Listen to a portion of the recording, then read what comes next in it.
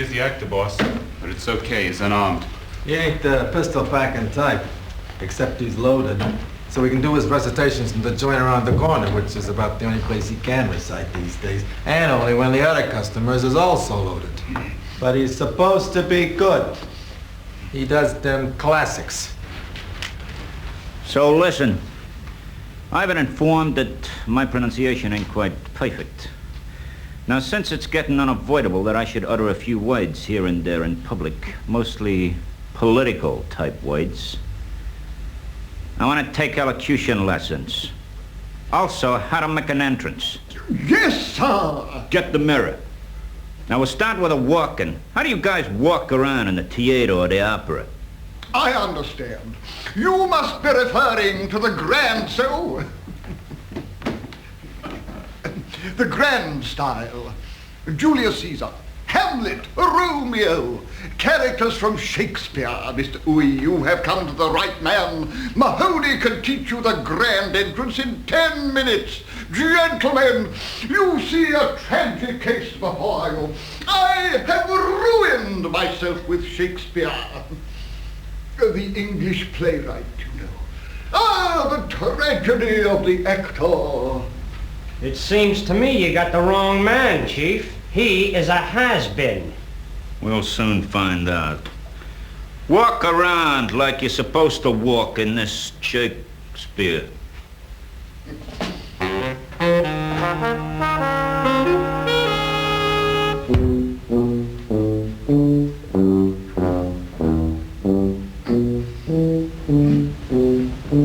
Hey, that's good.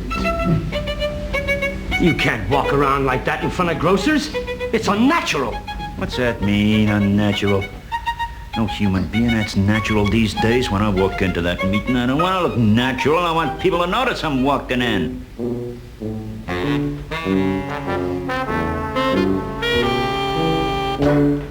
The head up. 2, touch the ground first. Excellent. You have natural talent. Except you don't know what to do with your hands. Too stiff. Wait. It would be best if you placed them in front of a male organ. Bad. Spontaneous, yet stylish. Keep the head up. I think the walk will do very nicely for your purposes, Mr. Ui. Is there anything else you wish to learn? Yeah, how do you stand in public? You put 2 muscle men behind you, you'll be standing fine. That's a load of bull. When I stand, I want people looking at me, not the guys standing behind me. You correct me if I'm doing it wrong.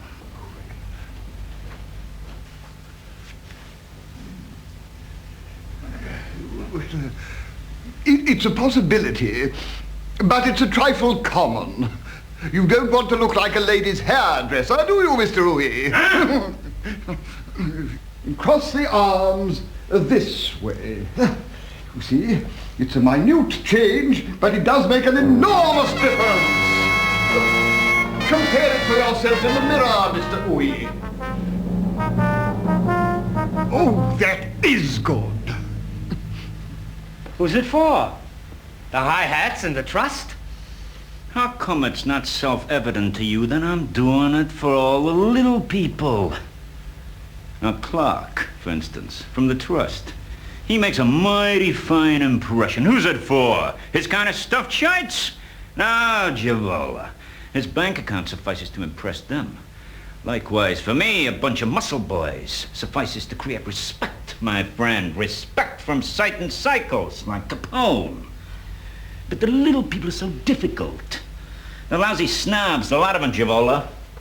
You talk like an Englishman. They think you're Jesus Christ. You're not exactly to the manner born, Arturo. Some people are so sensitive to phonies. Some people are. Self-evidently so. But who the hell cares what professors think, or city slicks, or intellectuals? What counts is what the little hick imagines bosses act like. All the same, Arturo. Are you convinced that you're fit to play the big shot, huh? Why don't you rather pick the father image, huh? Smiling and blue-eyed, a regular Joe, huh? 'Cause I got dog's burrow for that. Now, basta. How about sitting? We're sitting. Take that chair, Mr. Ui. Don't lean back. Put your hands on your thighs, parallel to the stomach, elbows away from the body. How long can you sit that way, Mr. Ui? As long as I want to. Then all is well, Mr. Ui. You! Now let's get down to the speaking. Make me a speech.